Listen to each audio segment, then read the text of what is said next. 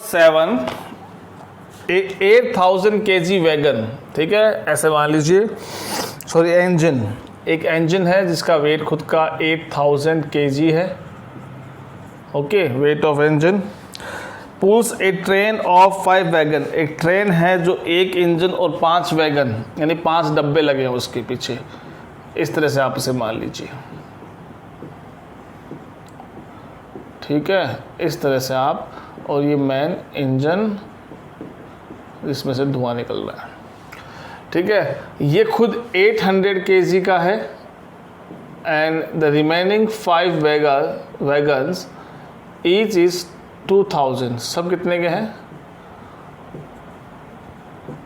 तो अब इंजन क्या करेगा, इनको खींचेगा, तो खुद का वेट भी, खुद का मास भी खींचेगा और साथ साथ में उनका भी खींचेगा। तो टोटल मास कितना हुआ, total mass is equal to 8000 और वो 5 है 2000 के, तो वो टोटल हो गए 10,000, ठीक है। तो 8000 प्लस 10,000 kg, तो टोटल मास आपका m हो गया, लेट 10,000 y, इसका मतलब ये 18,000 kg आपका टोटल मास हो गया है, ये गिवन है। क्वेश्चन कह रहा है if the engine exert a force 40,000 Newton and track offer A friction, friction force हमेशा ऑपोजिट डायरेक्शन में लग रहा है, तो ये इंजन तो कर रहा है इन सब को इंक्लूडिंग इटसेल्फ, इन सब को मिला के वो इतने न्यूटन फोर्स लगा रहा है फॉरवर्ड डायरेक्शन में, पर इन सब का जो फ्रिक्शन है वो बैकवर्ड डायरेक्शन में एक्ट होता है। फ्रिक्शन हमेशा मोशन के ऑपोजिट एक्ट होता है, और according to question that is 5,000 newton. तो अगर हम देखें तो नेट फोर्स इस ट्रेन पे कितना लग पाया है, तो आप पता है कि नेट फोर्स काउंट कैसे करेंगे, अगर ये दोनों फ्रिक्शन फोर्स और दोनों इस तरफ होते तो ये 40 प्लस 5 45 होता, लेकिन अब 40 माइनस 5 कितना हो गया 35 न्यूटन। तो नेट फोर्स कितना है इस पर 35 न्यूटन लगेगा। कैसे, 40,000 माइनस 500। अब एक्सेलरेशन निकालना as by Newton's second law, F is equal to M E and A is equal to F upon M। F is 35,000 and M is your 18,000। चलिए क्वेश्चन सॉल्व, इसको आप सॉल्व कर लीजिए। ये 13/5 और 18 करोगे तो 1.94 मीटर पर सेकेंड स्क्वायर आपका आंसर आ जाएगा। This is your question number 7। Question number 8 में क्या है, an automobile vehicles has a mass of 1500 kg, what must be the force between the vehicle and the road if the vehicle is it to be stopped with a negative acceleration। Simple question है, acceleration given है, मैं इसको यहीं कर देता हूँ short में, ज़्यादा बड़ा क्वेश्चन नहीं है। इस क्वेश्चन में क्वेश्चन नंबर जो 8 है, in that question mass is given that is 1500 kg और उसके अंदर एक्सेलरेशन दे रखा। अब देखो यहाँ समझने की बात क्या है कि जो एक्सेलरेशन है वो नेगेटिव एक्सेलरेशन है, मैंने आपको पढ़ाया है। नेगेटिव एक्सेलरेशन क्या होता है, जब ऑब्जेक्ट का वेलोसिटी जो होती है वो डिक्रीज़ होना शुरू हो जाए, तो डिक्रीज़ होना मतलब उसकी वेलोसिटी में चेंज जो आ रहा है वो नेगेटिव आ रहा है, पहले उसकी वेलोसिटी ज़्यादा थी, अब धीरे धीरे कम होना शुरू हो जाती है। तो एक्सेलरेशन एक ऐसा है, नेगेटिव एक्सेलरेशन है, तो इसको हम -1.7 भी ले सकते हैं। अब फोर्स निकालना है, तो force is equal to M, A F is equal to M कितना है और ए कितना है -1.7। इन दोनों को आप मल्टीप्लाई कीजिए और मेरे ख्याल में -2550 चेक कर लेना, अगर कोई मल्टीप्लाई में गड़बड़ हो तो आंसर चेक कर लेना। इतना फोर्स लग रहा है, तो ये फोर्स की डायरेक्शन नेगेटिव का मीनिंग समझिए। नेगेटिव मीनिंग क्या है, जिस डायरेक्शन में ऑब्जेक्ट मूव कर रहा है ये उसकी उल्टी डायरेक्शन में फोर्स लग रहा है, तभी तो क्या हो रहा है वो धीरे धीरे धीरे धीरे स्लो होता होता एट द एंड रुक जाता है। यही क्वेश्चन में गिवन है। क्वेश्चन नंबर 9 है, what is the momentum of object of mass m। Momentum का फॉर्मूला मैंने आपको बताया है, that is mass into velocity. तो ये ऑप्शन डी आपका करेक्ट हो जाएगा। क्वेश्चन नंबर 10 है, using a horizontal force of 200 newton we intend to move a wooden cabinet across a floor at a constant velocity, what is the friction force that will be exerted on the cabinet? देखो ये question में आप Newton first law याद कीजिए कि कोई object अगर rest पे है, बैलेंस फोर्स होने से वो रेस्ट पे रहेगा। यानी अगर किसी ऑब्जेक्ट पे फोर्सेस लग रहे हैं तो भी वो रेस्ट पे, इसका मीनिंग क्या हुआ कि उस ऑब्जेक्ट पे लगने वाले सारे फोर्सेस एक दूसरे को बैलेंस कर रहे हैं, कैंसिल कर रहे हैं, यानी नेट फोर्स वहाँ जीरो है। वहीं हमने पढ़ा था कि अगर ऑब्जेक्ट कांस्टेंट वेलोसिटी से मूव कर रहा है, जिसको हम दूसरा नाम क्या है, यूनिफॉर्म मोशन, तो उस सिचुएशन में भी हम क्या कहते हैं कि उसका बैलेंस फोर्स एक्ट हो रहा है, यानी जो टोटल नेट फोर्स उस बॉडी पे एक्ट हो रहा है वो एक दूसरे को कैंसिल कर रहा है। तो इसी क्वेश्चन में कह रहे हैं कि एक ऑब्जेक्ट पे 200 न्यूटन फोर्स लगाया है, फिर भी वो एक कांस्टेंट वेलोसिटी से मूव कर रहा है, एक यूनिफॉर्म मोशन कर रहा है। तो इसका मतलब क्या हुआ कि इस डायरेक्शन में अगर 200 न्यूटन फोर्स लग रहा है तो इसके जस्ट अपोजिट एक दूसरा फोर्स लगाना पड़ेगा उसको बैलेंस करने के लिए। कितना बैलेंस करने के लिए? जितना वो खुद है। खुद कितना है? 200 है, तो इधर कितना लगा?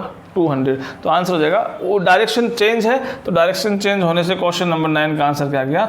-200 अपोजिट डायरेक्शन में उतना ही फोर्स लगाना पड़ेगा। इतना सा इसका आंसर है। चलिए अब मैं इस बोर्ड को थोड़ा सा साफ कर लेता हूँ। क्वेश्चन नंबर 11 में आ जाइए। Two objects each of mass 1.5 kg, दो ऑब्जेक्ट है, let object A, object B, both have equal mass which is equal to 1.5 kg, are moving in the same straight line, एक सेम स्ट्रेट लाइन में move कर रहे हैं। तो let this is that straight line on which we move both objects, okay, but in opposite direction, direction opposite है। तो मान लो this is your object A which is moving in this direction and take object B which is moving in this direction and both has the same velocity which is also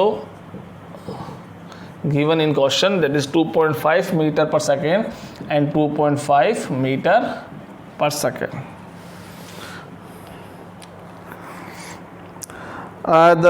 Before collision during they have stick together, before the collision during which they stick together, what will the velocity of combined after collision? ठीक है,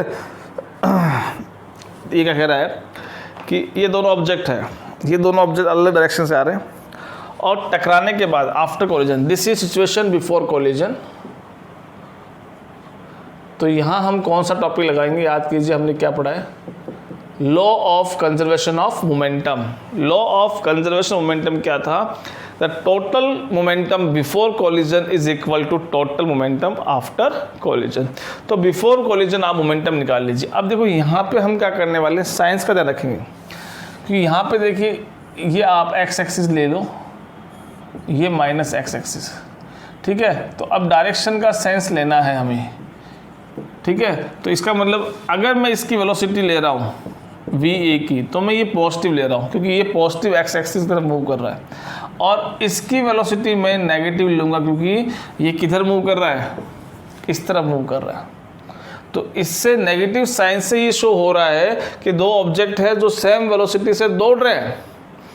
minus sign ये show कर रहा है कि ये वाला object पहले वाले के ऑपोजिट डायरेक्शन में दौड़ रहा है, तभी दोनों से दूसरे के सामने आ रहे हैं। तो बिफोर कोलिजन अगर मोमेंटम देखें तो इसके पास एम ए वी ए, उसके पास एम बी और वी बी। ये तो आपका आ गया बिफोर कोलिजन मोमेंटम, ये तो आपका टोटल मोमेंटम बिफोर कोलिजन आ गया, यानी इसको बोल सकता हूँ मैं पी इनिशियल, मोमेंटम इनिशियल। अब ये कोलाइड होते हैं, क्वेश्चन में कह रहा है कि दे कोलाइड ईच अदर, तो अब ये कोलाइड हो गए, ठीक है। कोलाइड होने के बाद में क्या कह रहे हैं, they stick to each other, दोनों एक दूसरे के चिपक जाते हैं और फिर चिपके चिपके साथ मूव करते हैं। अब किधर मूव करते हैं, इधर मूव करते हैं, इधर मूव करते हैं, हमें नहीं पता, हमें बताना है किधर मूव करते हैं। तो अब देखो इसकी वेलोसिटी, क्योंकि अब देखो दोनों अगर चिपक जाते हैं तो चाहे इधर जाए चाहे इधर जाए, जाएंगे दोनों एक सेम वेलोसिटी से।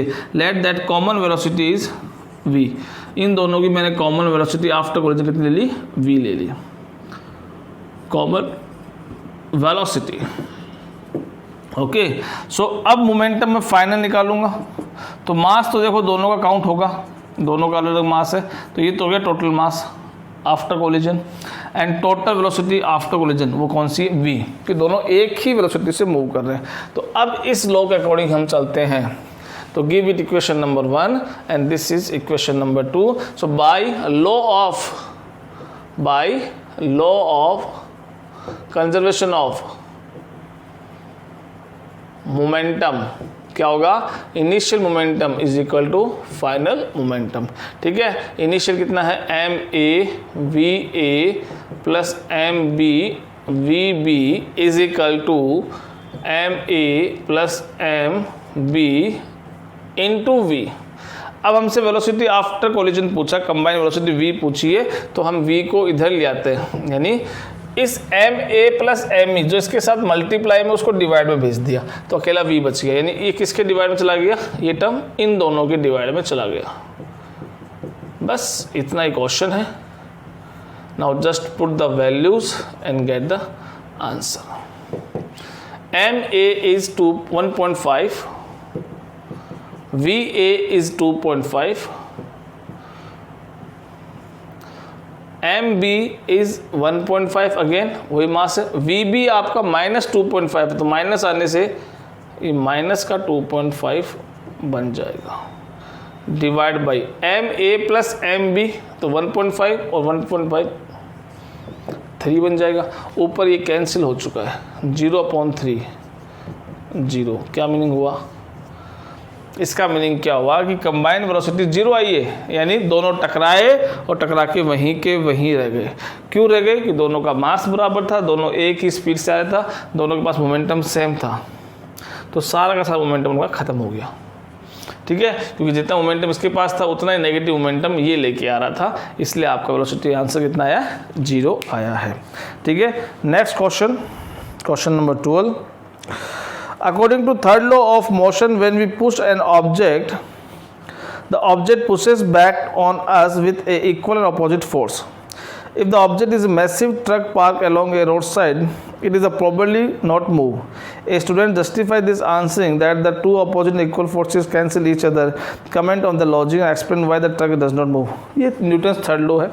ये कह रहा है कि बच्चा बता रहा है, एक स्टूडेंट है और वो कह रहा है कि एक ट्रक खड़ा है रोड साइड, भारी भरकम ट्रक मान लीजिए, लोडेड ट्रक है, ऐसे मान लीजिए बहुत सारा उस पर लोड है, पत्थर है, कुछ भी सामान है, और उसको हम मूव करने की कोशिश करते हैं तो ट्रक मूव नहीं होता है।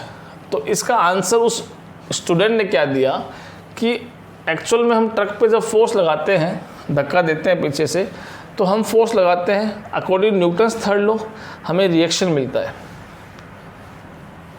ठीक है, तो अब रिएक्शन जो मिलता है वो हमें मिलता है, हमारा एक्शन ट्रक पे हो रहा है।